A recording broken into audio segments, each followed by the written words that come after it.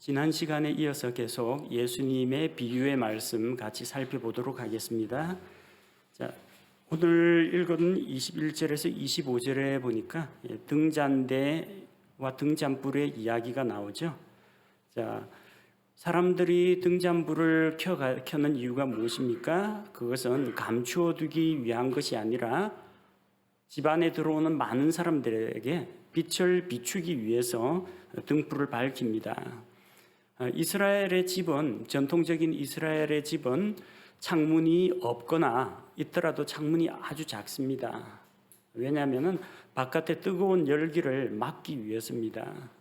좀 창이 많아야 바람이 통하고 시원하지 않겠느냐 하는데요, 창문 열면 뜨거운 바람이 밀려듭니다.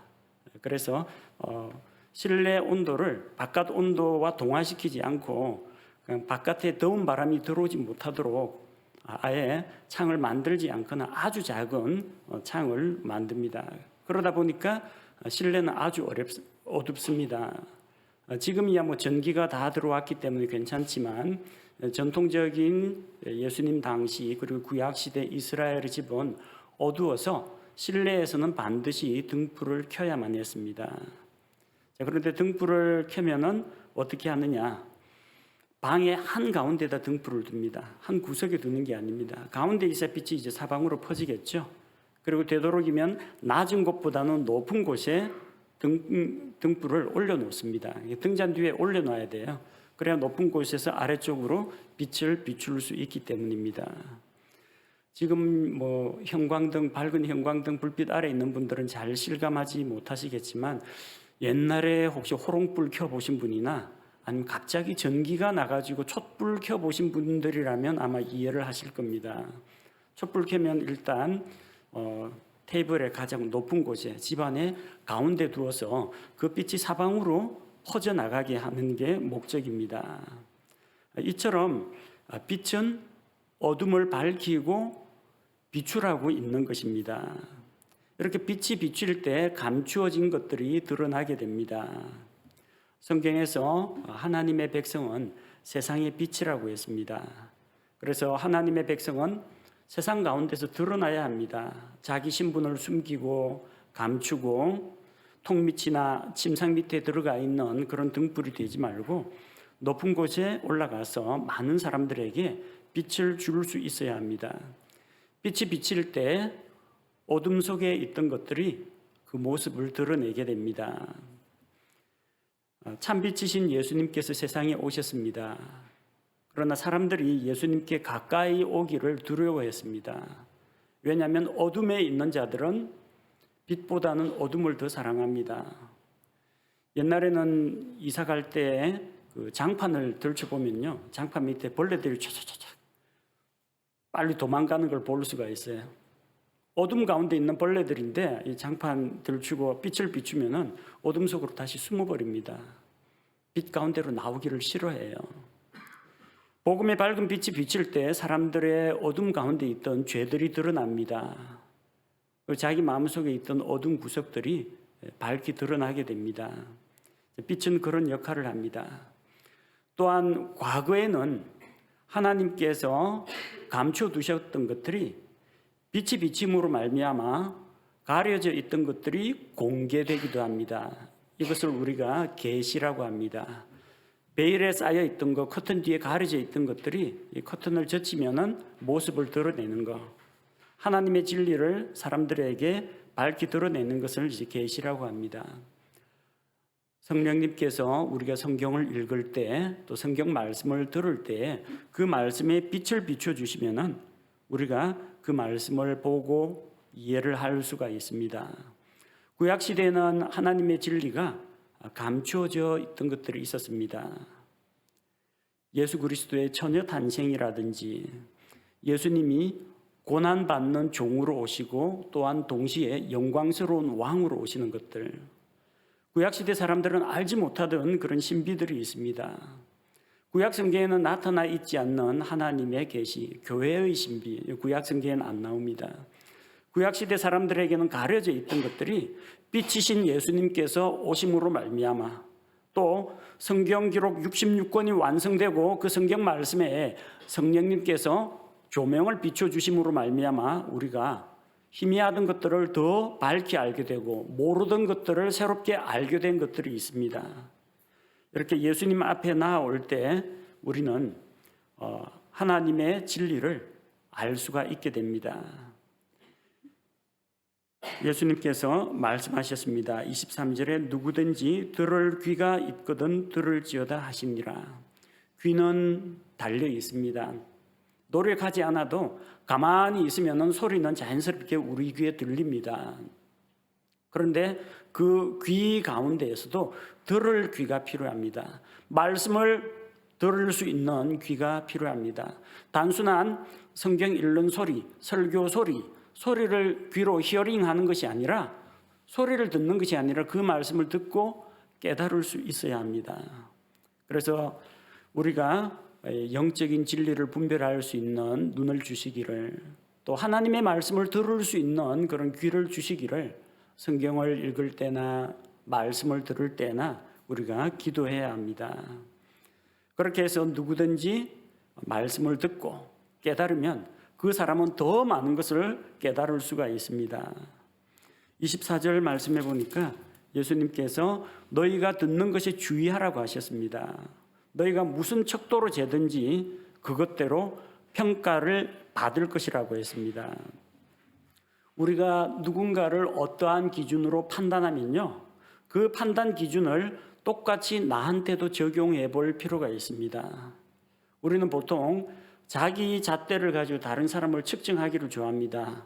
아무개는 어떠한데 이런 장점이 있는데 이런 단점이 문제야. 누구는 이러한 게 문제야. 성경은 이렇게 돼 있는데 저 형제는 이 말씀을 안 따르는 것 같아. 내 기준으로 다른 사람을 논단하는 경우가 많습니다. 그러나 우리가 판단하는 그 기준으로 우리 역시 다른 사람으로부터 판단받을 수가 있고, 우리가 판단하는 그 기준, 우리가 알고 있는 그 성경 말씀을 가지고 하나님께서 우리를 판단하실 수도 있다는 것을 기억해야 합니다. 그래서 우리는 말하는 거, 듣는 거, 다른 사람들에 대해서 평가하는 거, 이런 것들을 조심할 필요가 있습니다. 들을 귀가 있는 자들, 듣는 자들은 더 많은 것을 알게 됩니다.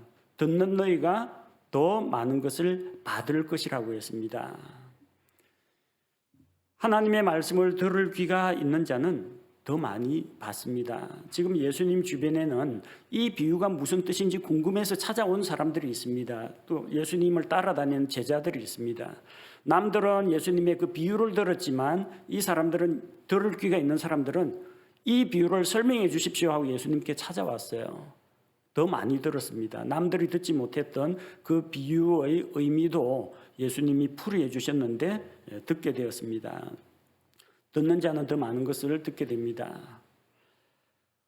명승고적이라든지 박물관이라든지 성경 말씀이라든지 다 마찬가지입니다. 아는 만큼 이해하게 됩니다. 아는 만큼, 알고 있는 만큼 이해의 폭이, 이해의 깊이가 달라집니다. 아는 만큼 보입니다. 좀 미술이나 예술에 대해서 좀 안목이 있는 사람은 가보면 뭐가 좋은 건지, 어느 부분이 작가의 의도인지 이런 것들을 알게 됩니다. 자기가 알고 있는 단어만큼 외국어가 들리는 것도 같은 이치입니다. 그래서 오히려 성경에 대해서 잘 모르는 사람은 성경에 대해 질문을 안 합니다. 학교에서도 마찬가지예요. 꼭 공부 잘하는 애들이 선생님한테 질문합니다. 궁금한 게 있거든요. 거기에 이해가 되면 또 다른 게 또 궁금해요. 근데 아는 게 없으면은 질문도 안 나옵니다. 그런 원리와 똑같습니다. 말씀을 듣고 깨닫는 자는 더 많은 것을 이해할 수가 있습니다. 그리고 더 새로운 영적인 갈급함이 또 생겨서 또 묻고 또 해답을 얻고 하게 됩니다. 예수님의 제자들은 이렇게 예수님을 통해서 많은 것을 배우게 되었습니다. 많이 안다고 좋은 건 아닙니다. 많이 알고 많이 깨닫고 들을수록요, 마음속에 부담도 커져요. 왜? 아는 건 많은데 내가 만약에 그 아는 거대로 다 살지 못한다면 어떡합니까? 마음속에서 갈등이 생깁니다. 나쁜 건 아닙니다. 하나님께서 내 마음 안에 주시는 거룩한 부담감이라고 생각하면 됩니다. 많이 아는 사람은 많이 아는 만큼 그에 대한 책임을 져야 됩니다. 예수님도 말씀하셨죠. 알지 못하고 행하지 않은 종은 적게 맞을 것이지만 알면서도 행하지 않은 자는 나중에 많이 맞게 될 것이라고 했습니다. 그래서 우리가 성경에 대한 지식이 많으면 많을수록 하나님에 대해 많이 알면 알수록 우리의 책임도 그만큼 더 커진다. 이걸 기억하시기 바랍니다. 그리고 25절 말씀해 보니까 있는 자는 받을 것이요 없는 자는 자기에게 있는 것도 빼앗기리라 하시니라. 종종 이게 무슨 뜻인지 질문하시는 분들이 있습니다. 있는 자는 더 받아서 더 부유해지고 없는 자는 있는 것도 빼앗긴다. 이 자본주의 사회에 부자는 더 부자가 되고 가난한 자는 더 가난해진다. 빈익빈 부익부 이거 이야기하는 거 아니냐 그렇게 생각하는 분들도 있습니다. 근데 이거는 그런 경제적인 논리를 이야기하는 게 아니고요. 있는 자는 받는다고 했는데 하나님의 말씀을 듣고 이해하고 깨닫고 하는 자는 더 많이 받게 됩니다. 없는 자는 하나님의 말씀이 분명히 마음에 떨어졌는데 누가 주워가고 바람에 날려가고 새들이 먹어버리고 없는 자는 그나마 있는 것조차도 잃어버리게 된다는 이야기입니다. 하나님의 말씀을 깨닫지 못할 때에는 사악한 자가 와서 말씀을 빼앗아 갑니다. 있는 것마저 빼앗깁니다.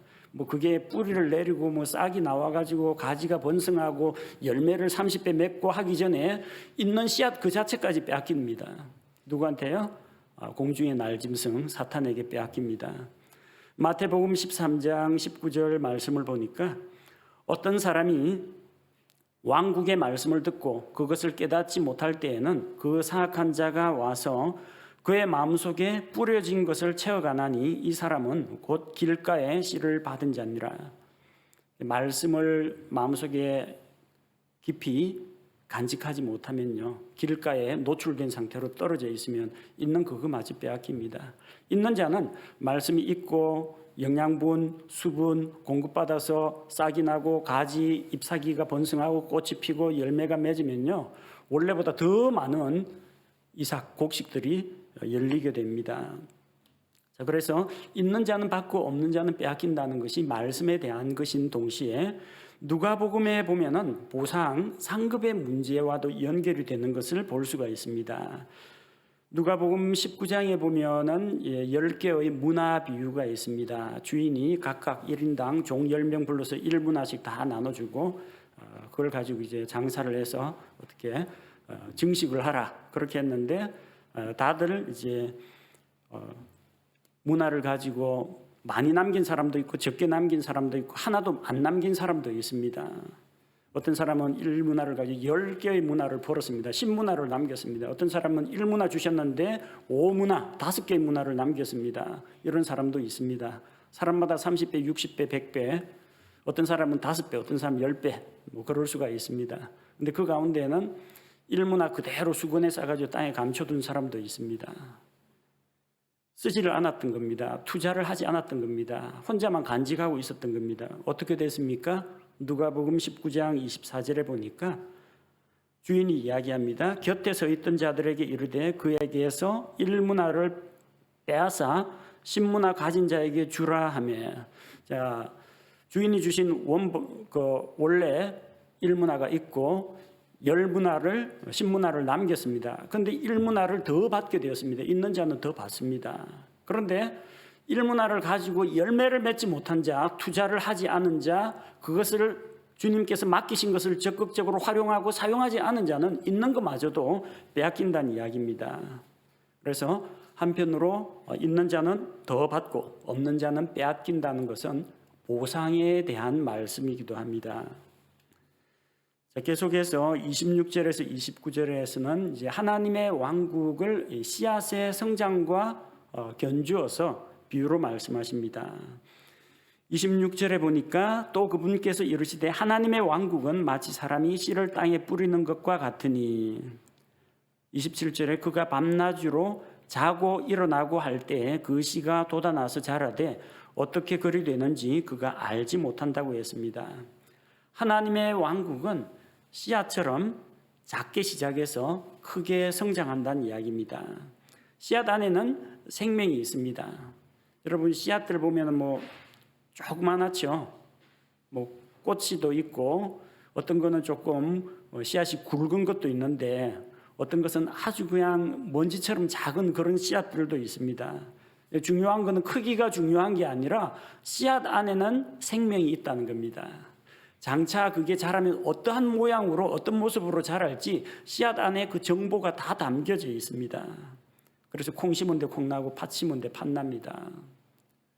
그 씨앗 안에 생명이 있기 때문에 생명이 있는 것은 성장합니다. 무생물에서 생물이 나오지는 않습니다. 이거는 과학계의 법칙입니다. 생명은 반드시 생명액에서만 나오게 되어 있습니다. 죽은 씨앗에서는 싹이 나지 않습니다. 살아있는 씨앗, 썩지 않는 씨앗, 영원히 있는 하나님의 말씀의 씨앗에는 반드시 변화가 일어납니다. 성장이 일어난다는 겁니다. 사람들은 몰라요. 씨앗이 어떻게 자라는지 알지 못합니다. 알 수 없죠. 왜? 씨를 뿌리고 거기 흙으로 덮었으니까 그 안에서 이게 뭐 씨앗이 꿈틀대고 있는지 가느다란 촉이 나왔는지 씨를 뿌리가 나왔는지 안 보입니다. 모릅니다. 그러나 땅 속에서는 뭔가가 지금 변화가 일어나고 있어요. 사람들이 모를 뿐이지.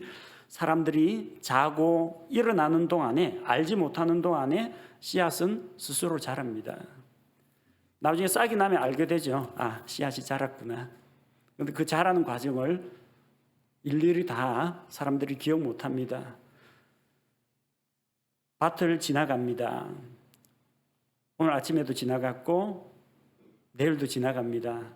씨앗이 이렇게 한꺼번에 이렇게 자라진 않거든요. 조금씩 자랍니다. 가만히 지켜보고 있어도 그게 자라는지 안 자라는지 몰라요. 근데 자랍니다. 카메라를 고정시켜 놓고 계속 찍고 그걸 고속으로 한번 돌려보면 씨앗이 슉 자라나는 모습을 볼 수가 있을 겁니다. 근데 일반적인 사람 눈에는 그 성장하는 게 잘 안 보여요. 되게 더디게 성장하기 때문에. 봄에 심었는데 가을이 돼야 이렇게 결실기가 오기 때문에 매일매일 체크해봐도 잘 모릅니다. 씨앗은 땅에 심기면은 땅으로부터 수분과 양분을 공급받아서 스스로 자라납니다. 씨에서 싹이 나고 거기에서 떡잎이 나오고 잎사귀가 많아지고 밑으로는 뿌리를 내리고 그리고 꽃이 피고 이삭이 패이고 알찬 곡식이 맺히게 됩니다. 자, 그렇게 다 맺히게 되면은 29절에 보니까 그러나 열매가 맺히면 그가 즉시 낫을 대나니 이는 수확할 때가 이르렀기 때문이라 하시니라. 무한히 성장하지는 않습니다. 계속해서 이게 무슨 벼 같으면 일정하게 자라는 높이가 있죠. 이게 뭐 옥수수처럼 뭐 이렇게 수미터씩 자라거나 그러지는 않습니다. 그게 자라고 해서 끝없이 자라지 않습니다. 그 씨앗을 심는 목적이 무엇입니까? 나중에 수확하려고 하는 거죠. 언젠가는 수확기가 다가온다는 겁니다. 열매가 맺히면 농부가 낫을 대어서 수확합니다. 때가 되면 수확을 하는 것처럼 하나님의 왕국이 완성이 될 때가 있다는 겁니다. 마태복음 13장 39절에 보면은 가라지를 뿌린 원수는 마귀요 수확하는 때는 세상 끝이요 거두는 자들은 천사들이니. 언젠가는 종말이 있다라는 거.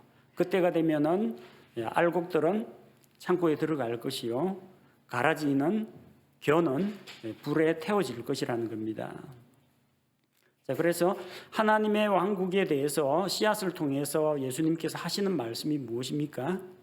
하나님의 왕국은 생명이 있다. 성장한다. 그리고 마지막에는 곡식인 것과 곡식 아닌 것을 갈라내는 심판의 때가 있다라는 것을 보여주십니다.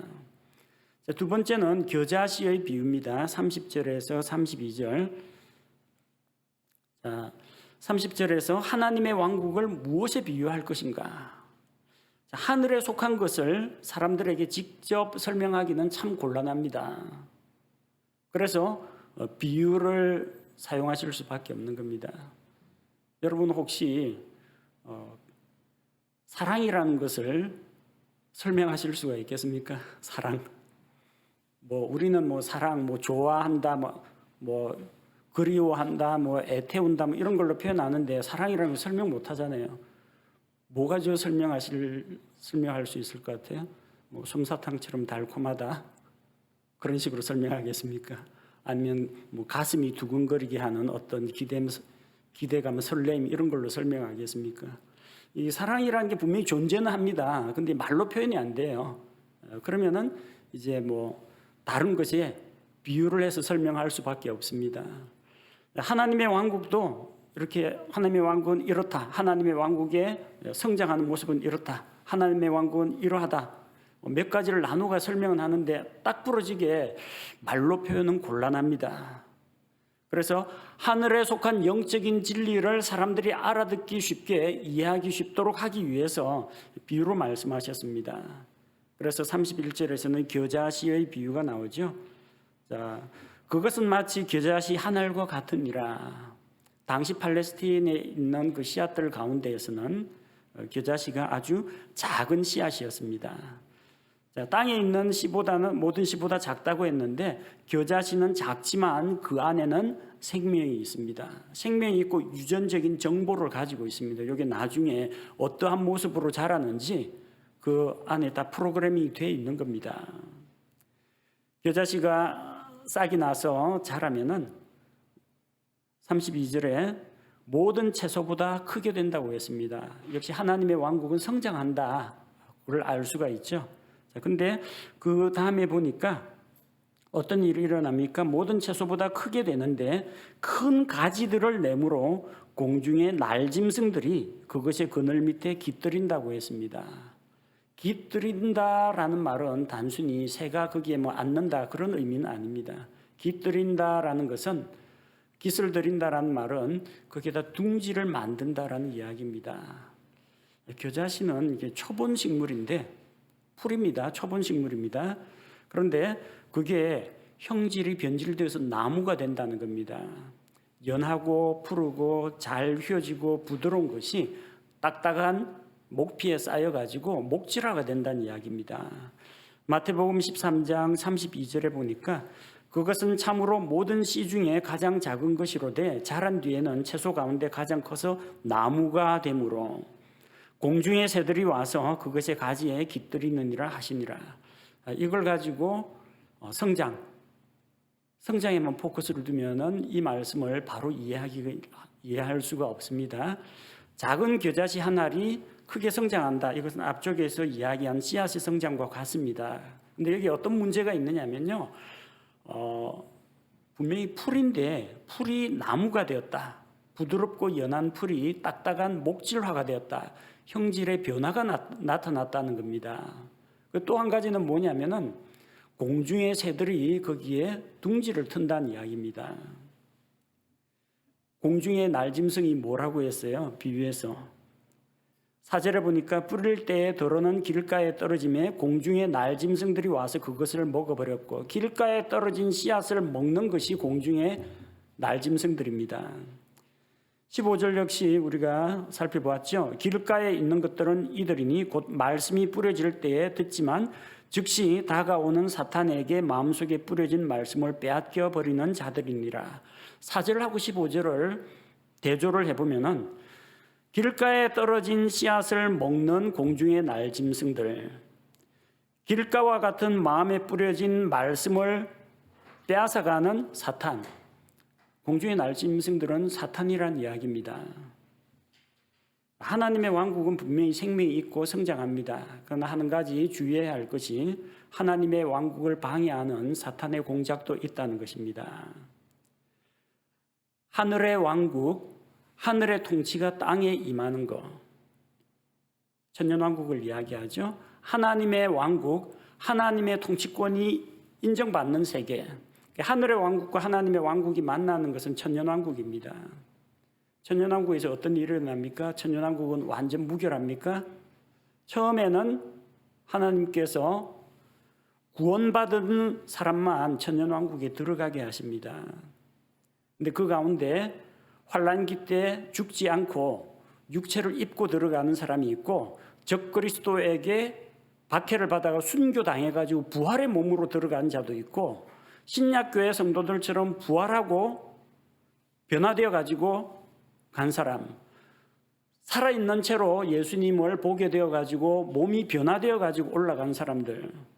근데 부활하고 변화된 영광스러운 몸은 결혼을 하지 않습니다. 자식을 낳지를 않습니다. 근데 적그리스도의 핍박을 피해서 이리 도망간 다니고 저리 숨고 해서 현재 육신을 입고 들어간 사람들이 있다는 겁니다. 그러니까 천년왕국에서 인구가 불어난다는 것은 바로 이 사람들 때문에 인구가 불어나는 겁니다. 겨자씨처럼 이 작은 사람들이 천년왕국에서 1000년 동안 번식해 보십시오. 엄청나게 불어납니다. 씨앗의 성장처럼 불어납니다. 근데 거기서 어떤 문제가 일어나요? 천년왕국에는 믿고 구원받은 남자, 믿고 구원받은 여자가 들어가서 그 안에서 결혼합니다. 자, 믿고 구원받은 사람들 사이에서 아이가 태어나면은 의인이 태어날까요? 죄인이 태어날까요? 죄인이 태어납니다. 천년왕국에서도 죄인이 태어납니다. 죄인이 태어나는데 예수 그리스도가 하나님의 아들이시요 이 왕국의 왕이시요 영원한 왕이시요 통치자이심을 믿고 받아들이는 자는 예수 그리스도를 믿고 받아들이는 자는 구원받고 천년왕국 백성이 됩니다. 근데 그러지 않은 자들이 있다라는 거예요. 그러지 않은 자들이 가라지처럼 도사리고 있습니다. 그리고 마지막 때 천년왕국이 끝날 그 무렵에 천년 동안 바닥 없는 구덩이에 갇혀 있던 사탄이 곡과 마곡을 미혹합니다. 그래서 사람들을 미혹하니까 마귀의 편에 붙는 사람들이 얼마만큼요? 해변에 무수한 모래와 같이 많다는 겁니다. 아니 천년왕국에서 뭐 그런 반란자가 그렇게 많이 일어납니까? 그렇게 성장했지만 거기에는 가라지도 있고 마귀의 씨가 도사리고 있다라는 이야기입니다. 그래서 하나님의 왕국은 생명이 있고 성장합니다. 그러나 마지막 때에 세상 끝에 수확기가 되면 어느 것이 진짜 알곡인지 어느 것이 쭉정인지 어느 게 가라지인지 알곡과 겨가 분리될 것입니다. 하나님의 왕국에서 우리가 주의해야 할 것이 무엇입니까? 성장만 생각할 게 아닙니다. 변질이 되지 않아야 합니다. 순수한 밀가루가 누룩이 들어와가지고 부패해가지고 신맛과 냄새를 풍기는 이런 발효가 쉽게 말하면 부패입니다. 부패가 되지 않도록 형질이 변질되지 않도록 주의해야 합니다. 연하고 부드러운 풀이 딱딱하고 메마른 목질화가 되지 않도록 주의해야 합니다. 공중의 날짐승들이 들어와가지고 이 형제 자매들 사이에 믿지 않는 자가 믿는 척하고 들어와가지고 둥지를 터는 그런 일들이 없도록 해야 합니다. 성장보다 중요한 것은 우리가 신앙의 순수함을 유지하는 것과 우리가 변질되지 않도록 하는 것과 마귀의 공격으로부터 우리가 보호되는 것, 이것이 우리에게도 필요합니다. 그래서 33절, 34절에서 예수님께서 비유로 말씀을 하셨습니다. 많은 비유로 말씀을 들을 수 있는 대로 그들에게 알려주셨습니다. 모든 것을 비유로 말씀하신 것이 아니라 많은 것을 비유로 말씀하셨습니다. 그래서 성경 가운데 어떤 것은 비유입니다. 포도나무의 비유, 선한 목자의 비유, 돌아온 탕자의 비유, 그런 비유들이 있습니다. 그럼 그 비유를 통해서 말씀하고자 하는 하나님의 진리가 무엇인가? 우리가 그것을 살펴볼 필요가 있습니다. 모든 말씀이 다 비유는 아닙니다. 하나님께서 여세 동안 하늘과 땅 그 안에 있는 모든 것을 만드셨다면 여세 동안 하면 여세 동안 만드신 줄로 알아야지 여세가 6,000년이니 뭐 60억 년이니 이렇게 생각하면 안 됩니다. 천년왕국 하면은 1000년, 숫자가 1000년이라는 것을 분명히 이야기하는 것이지 아주 긴 기간 뭐 이런 식으로 상징이나 비유로 해석하면은 이제 곤란하다는 겁니다. 비유일 경우에는 예수님께서 이 비유로 말씀하시되 이 비유를 들으라. 이렇게 비유면 비유라고 예수님께서 이야기를 해 주십니다. 그리고 그 비유에 대해서 따로 성경 안에 풀이도 해 주십니다. 그래서 많은 무리에게는 비유로 말씀하셨지만 제자들에게는 그 비유를 풀어주셨고 그 풀이한 비유는 우리 성경에 전부 다 문자로 다 기록이 되어 있습니다. 그래서 우리가 성경 말씀을 읽을 때 1차적으로는 문자적인 해석을 우선시하고 그 다음에는 이제 문법적으로 이 말씀의 의미에 대해서 살펴보아야 하고 그 다음에는 이 말씀의 맥락, 배경 이런 것들도 문맥을 우리가 알고 역사적 배경이라든지 혹은 그 공간적인 문화적인 그런 배경을 이해를 통해서 그 말씀을 이해하도록 해야 됩니다. 그래도 이해가 안 되면요 하나님께 기도하고 성령님께서 조명을 비춰주시기를 구하고 그래도 안 되면요 여러분을 가르치는 목회자, 성경 교사에게 물어보시기 바랍니다. 그분도 모르겠다고 하면요 그래 되면 뭐 나중에 천국 가서 주님께 직접 여쭤보시면 됩니다. 뭐 목사라고 모든 것을 다 알고 다 이해하는 건 아닙니다.